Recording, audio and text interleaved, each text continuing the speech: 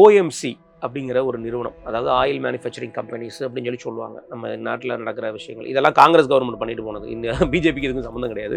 Congress government பண்ண விஷயம் தான். அந்த கம்பெனி கையில் விலையை நிர்ணயிக்கக்கூடிய விஷயத்தை கொடுத்துருந்தாங்க. இன்றைக்கும் சரி, இவ்வளவு விலையேற்றத்துக்கு அப்புறமும் சரி,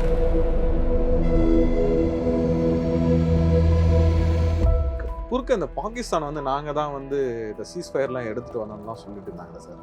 அவன் பேசலாங்க, அவனுக்கு அவனே பேசுகிறது தானங்க. அவன் கூப்பிட்டு வச்சு இதுவரைக்கும் பேசின ஒரு சமாதான முயற்சி ஏதாவது ஒன்று நடந்திருக்கா? பல பேருக்கு தெரியாது. பல இதுக்கு முன்னாடி நடந்த காலங்கள், மிட் ஈஸ்டில் நடந்த காலங்களுக்குமே பாகிஸ்தான் வந்து இது மாதிரி நான் சமாதான முயற்சி நான் எடுக்கிறேன்னு சொல்லி பல தோல்விகளை சந்திச்சிருக்காங்க. அமெரிக்க அதிபர் ட்ரம்ப் அவர்கள் வந்து ஆப்ரகாமில் நீங்கள்லாம் கண்டிப்பாக சைன் பண்ணணும் அப்படிங்கிற ஒரு விஷயத்தை வச்சிருக்கிறாரு. அந்த பின் பாயிண்ட் எதுக்கு அப்படிங்கிறது தெரியல. அது ஒரு மிகப்பெரிய ஒரு மைனஸ் பாயிண்ட் இதில். அது மட்டும் இல்லாமல் இந்த ஆப்ரகாமில் ஜாயின் பண்ணுறதுல மற்ற கண்ட்ரிஸ் எல்லாருமே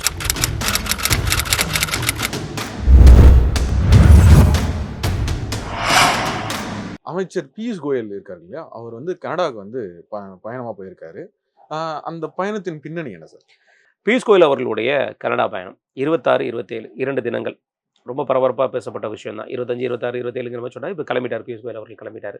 குறிப்பாக சொல்ல போனால் கனடாவோட அவரோட சுற்றுப்பயணத்தில் மெயினாக பேசப்படுறது என்னென்னா, அங்கேயும் ஃப்ரீ ட்ரேட் அக்ரிமெண்ட் இது வந்து 2 முறை பேசப்பட்டாச்சு. இப்போ மீண்டும் வந்து அதை அமலுக்கு கொண்டு வர்றதுக்காக எல்லா முயற்சியும் நடந்துகிட்ருக்கு. இந்த முறை அவர் சென்றது வந்து கண்டிப்பான முறையில் அது அமல்படுத்துறதுக்கு மிக விரைவில் கனடாவுடைய பிரைம் மினிஸ்டர் அல்ல கனடாவுடைய அதிபர் இங்கே வர வாய்ப்புகள் இருக்குது. வந்ததுக்கப்புறம் அதோட சைன் நடக்கிறதுக்கு வாய்ப்புகள் இருக்குது. ஸோ மெயின் காரணம் ஃப்ரீ ட்ரேட் அக்ரிமெண்ட். அது மட்டும் இல்லாமல் கனிம வளங்கள் சம்மந்தப்பட்ட விஷயங்கள். இந்தியாவில் இந்த மைன்ஸ் சம்மந்தப்பட்ட விஷயம் சமீப காலமாக நடந்துட்டு இருக்கும். கொஞ்சம் பார்த்துருப்பீங்க. ரூபியோ அவருடைய வருகையிலுமே இது பெரிதும் பேசப்படுற ஒரு விஷயம். அது ஏன் அப்படிங்கிற ஒரு கேள்வி இருக்குது. இதுதான் ஜியோ பாலிட்டிக்ஸ். இதை எல்லாரும் புரிஞ்சுக்கிட தெரியணும். இது என்ன காரணம்னா, சைனாக்கு எதிராக அமெரிக்கா முழுவதுமாக திரும்பிடுச்சு அப்படின்னு பழைய கால வரலாறு பார்த்துருக்கோம். ஆனால் இப்போ வரலாறு அமெரிக்காவுக்கு எதிராக சைனா முழுவதுமாக எல்லா நாடுகளையும் திருப்பி கொண்டு இருக்கிறது அப்படிங்கிற விஷயத்தை பேசப்படுது. அமெரிக்காவை பொறுத்த வரைக்கும் நான் யாரை எதிர்த்தாலும் அவனை விட்டுருவான். அவனை ஒருத்தன் எதிர்த்தானா அவனை தான் பாலி வாங்குவான். அதுதான் அவனோட கேரக்டர்.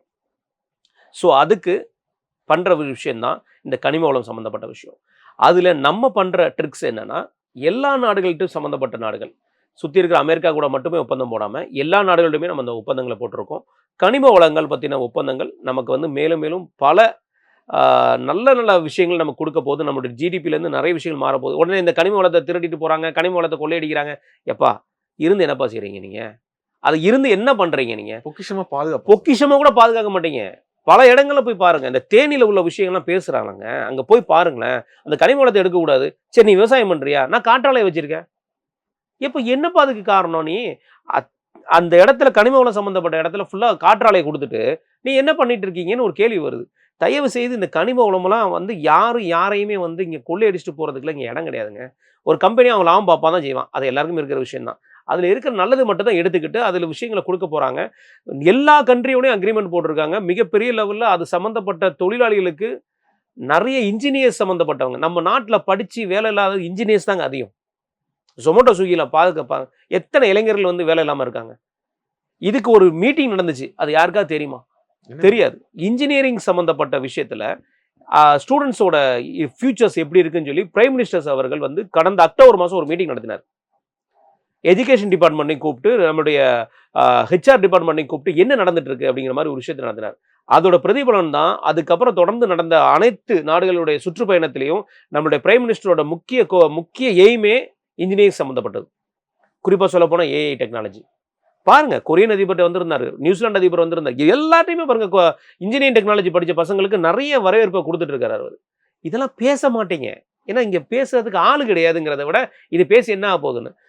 இனிமேலும் இந்த 12th முடிச்ச பசங்களும் பார்த்தீங்கன்னா இன்ஜினியரிங் படித்தாங்கன்னா எது தேவையோ அதை படிக்க அந்த பெற்றோர்கள் அனுமதிச்சாங்கன்னா கண்டிப்பான முறையில் இன்னும் ஒரு 5 வருடங்களில் வந்து பார்த்தீங்கன்னா இந்த கனிம வளம் சம்மந்தப்பட்ட விஷயம், ஏஐ டெக்னாலஜி நம்ம நாடு மிகப்பெரிய ஒரு சென்டர் பாயிண்டாக இருக்கும். அதற்கு முதற் காரணம் நம்முடைய மாண்புமிகு பிரதமர் நரேந்திர மோடி அவர்களும் மாண்புமிகு அமைச்சர் பியூஷ் கோயல் அவர்களும் தான். காமர்ஸ் மினிஸ்டர் வந்து மிக ஒரு என்ன சொல்லலாம், ஒரு சூப்பரான விஷயங்கள் நிறைய பண்ணிட்டு இருக்கிறாரு. இன்னும் ஒரு குறைந்த மாதங்கள் இந்த வருடத்தோட எண்டில் வந்து இதை விட அற்புதமான ஒரு விஷயம் நடக்க போகுது. அதை நம்ம இப்பயே பிரேக் பண்ண முடியாது. அது சின்ன சின்ன அக்ரிமெண்ட்ஸ் போயிட்டு இருக்கு. ஆனால் இந்த வருடத்தோட எண்டுக்குள்ள மிகப்பெரிய ஒரு அக்ரிமெண்ட்டை நம்முடைய காமர்ஸ் மினிஸ்டர் பண்ண இருக்கிறார். சார் அங்கே வந்து வெறும் கனிம வளங்கள்னு சொன்னீங்க, கூட வந்து இந்த ஃபைனான்ஸு அப்புறம் வந்து பார்த்தீங்கன்னா இன்சூரன்ஸ் கம்பெனிக்கெல்லாம் வந்து நிறைய சிஇஓ கிட்டலாம் பேசியிருக்காரு. ஃபைனான்ஸ் சிஇஓ அப்புறம் வந்து இன்சூரன்ஸ் கம்பெனி, ஐயோ இதெல்லாம் என்ன, இதுக்கு பின்னாடி என்ன இருக்கு வரும்? இல்லை, ஃபினான்ஸ் கம்பெனி அதாவது என்னென்னா பேங்கிங் செக்டாரை வந்து இன்னும் நம்ம வந்து டெவலப் பண்ணுறதுக்கு நிறைய விஷயங்களை பார்த்துட்டு இருக்காங்க.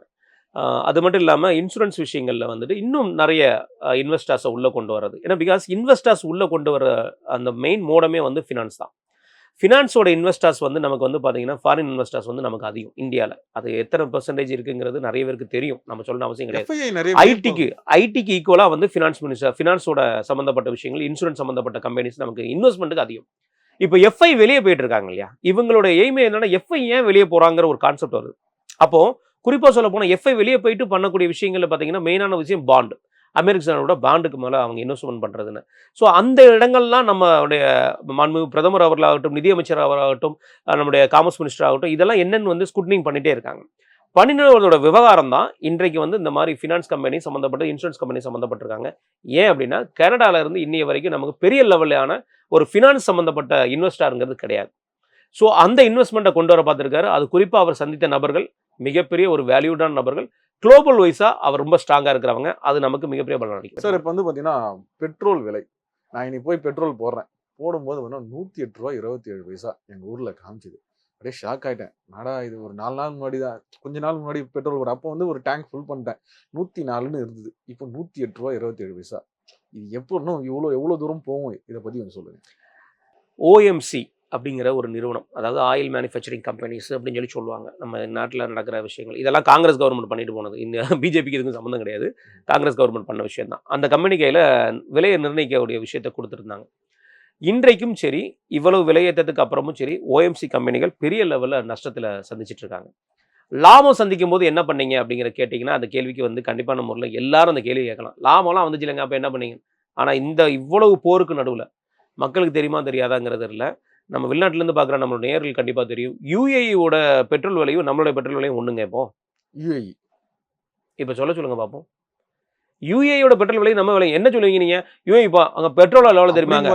நீங்கள் அதோட கம்பேர் பண்ண சொன்னால் இப்போ பாகிஸ்தான், நேபாளோட நம்ம பாகிஸ்தானில் பெட்ரோலே கிடையாதுங்க. அவன் பாவம் இன்னும் கொஞ்ச நாள் ரிக்ஸா எடுத்துகிட்டு போப்பான். அவனை விட்டுருங்க, அவனை நம்ம பேச வேண்டிய அவசியமே கிடையாது, அவனை விட்டுருங்க. அதனால அந்த இது ஓஎம்சி நிறுவனங்கள் வந்து இன்றும் வந்து பயங்கர பெரிய லெவலில் நஷ்டத்தை சந்திச்சுட்டு இருக்காங்க. இதுக்கு முழுமுதற் காரணம் அமெரிக்க அதிபர் ட்ரம்ப் அவர்களுடைய நடவடிக்கை தான். இன்னைக்கும் வந்து பார்த்தீங்கன்னா சண்டை நடந்துட்டு இருக்கு. நேற்று அவர் அடித்த அந்த ஏவுகணை தளம், எதுக்குப்பா அடிச்சேன்னா, அவன் என்னை அடிச்சிருவான், அடிக்கிறதுக்காக அவன் அடிக்கான என்ன செக் பண்ணுறதுக்காக நான் அடித்தேன். இல்லை சார், இது கன்னிவெடிலாம் வந்து அதுதான், அதுக்காக தான் அடிச்சாங்க அப்படின்னு யார் சொன்னா அவங்களுக்கு? அமெரிக்கா தான் சார். அமெரிக்கன்ஸை சொல்லிக்கிறான். புரியுதா உங்களுக்கு? நாங்கள் ஏன் அந்த மாதிரி ஐடியாவே எங்களுக்கு இல்லைப்பா அப்படிங்கிற மாதிரி ஈரான் சொல்லுது. அந்த மாதிரி கன்னிவெடிகள்லாம் அந்த ஏவுகணை தளத்திலேருந்து பண்ண போகிறது இல்லை. ரைட்டு, நீங்கள் அடிச்சிங்கன்னு சொன்னீங்கல்ல, அதே ஏவுகணை தளத்திலிருந்து உங்களுடைய அமெரிக்கனோட சிப்பை அடிச்சிருக்காங்க. நேற்று அமெரிக்கனோட எரிபொருள் வந்து சேர்த்துருக்கிற இடங்களை இன்னைக்கு காலையில் அடிச்சிருக்காங்க. ட்ரோன்ஸ் அடிச்சிருக்காங்க. ஒரு மிகப்பெரிய லெவலில் உள்ள ட்ரோன் அடிச்சிருக்காங்க. இன்னைக்கு அடிச்சதுல 2 அமெரிக்கன் சோல்ஜர்ஸ் வந்து காயப்பட்டு ஆஸ்பத்திரியில் அனுமதிக்கப்பட்டிருக்காங்கன்னு சொல்றாங்க. பெரிய லெவலில் காயப்பட்டிருக்காங்கன்னு சொல்றாங்க. என்ன நடக்குது? நீங்க பாட்டா எதையாவது சொல்லி இங்க ரேட்டு, க்ரூட் ஆயிலோட ரேட் ஆகட்டும், அது வரக்கூடிய அந்த வழிகள் ஆகட்டும், எல்லாமே முடங்கி இருக்கிறது அமெரிக்கனோட மிகப்பெரிய இது டாக்டிக்ஸ் கிடையாதுங்க. இது வந்து உலகத்தை வந்து சீரழிக்க வந்த விஷயமா பார்க்கப்படுது. இதற்கு வந்து கூடிய விரைவில் வந்து மிகப்பெரிய ஒரு முற்றுப்புள்ளி வைக்க இருக்கு. அது மிகச்சிறவில் நடக்கும்னு நினைக்கிறேன். எனக்கு தெரிஞ்ச வரைக்கும் இந்த விஷயத்தில் கண்டிப்பான முறையில் பேசக்கூடிய நபர் நம்முடைய பிரைம் மினிஸ்டர் நரேந்திர மோடி அவர்கள் தான் இருக்க வாய்ப்பு இருக்கும். மாண்புமிகு பிரதமர் எப்போ பேசுகிறாரோ அன்றைக்கு இந்த ஈரான் பிரச்சனையை வந்து முற்றுப்புள்ளி வைக்க வாய்ப்புகள் இருக்கு. குறுக்க இந்த பாகிஸ்தான் வந்து நாங்கள் தான் வந்து இந்த சீஸ்ஃபயர்லாம் எடுத்துகிட்டு வந்தோம்லாம் சொல்லிட்டு இருந்தாங்களே சார். அவன் பேசலாங்க, அவனுக்கு அவனே பேசுகிறது தானங்க. அவன் கூப்பிட்டு வச்சு இது வரைக்கும் பேசின ஒரு சமாதான முயற்சி ஏதாவது ஒன்று நடந்திருக்கா? பல பேருக்கு தெரியாது. பல இதுக்கு முன்னாடி நடந்த காலங்கள், மிட் ஈஸ்டில் நடந்த காலங்களுக்குமே பாகிஸ்தான் வந்து இது மாதிரி நான் சமாதான முயற்சி நான் எடுக்கிறேன்னு சொல்லி பல தோல்விகளை சந்திச்சிருக்காங்க.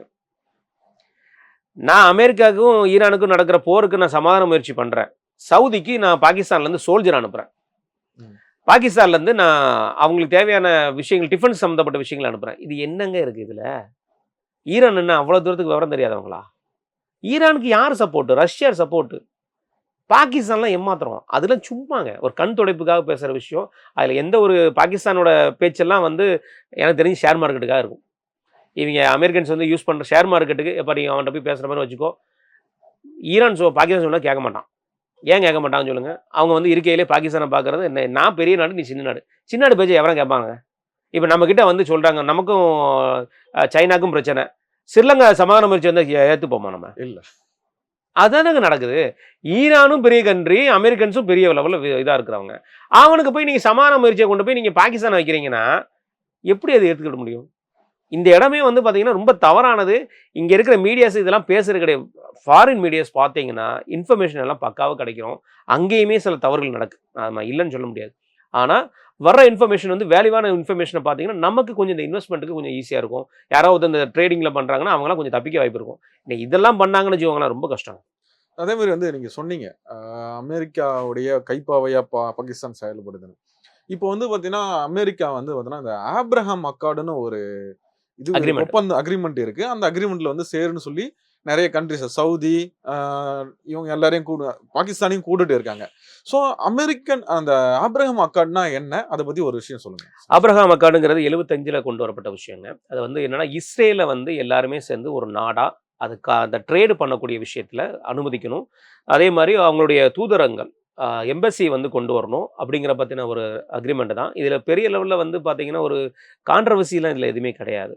ஆனா இஸ்ரேல வந்து இன்றைக்கும் வந்து அவங்களோட நட்பு நாடா அறிவிக்கிறதுக்கு சில மிட் ஈஸ்ட்ல நெறைய கண்ட்ரில எதிர்ப்பு தெரிவிச்சுட்டு இருக்காங்க. சவுதி இஸ்ரேலோட சப்போர்ட்டர் தான். ஆல்ரெடி யுஏஇ இதுல சைன் பண்ணிட்டாங்க. ஆனா சவுதி இதுல சைன் பண்றதுக்கு யோசிக்கிறாங்க. அமெரிக்க அதிபர் ட்ரம்ப் அவர்கள் வந்து ஆபிரகாம்ல நீங்கள்லாம் கண்டிப்பா சைன் பண்ணணும் அப்படிங்கிற ஒரு விஷயத்த வச்சிருக்கிறாரு. அந்த பின் பாயிண்ட் எதுக்கு அப்படிங்கிறது தெரியல. அது ஒரு மிகப்பெரிய ஒரு மைனஸ் பாயிண்ட் இதுல.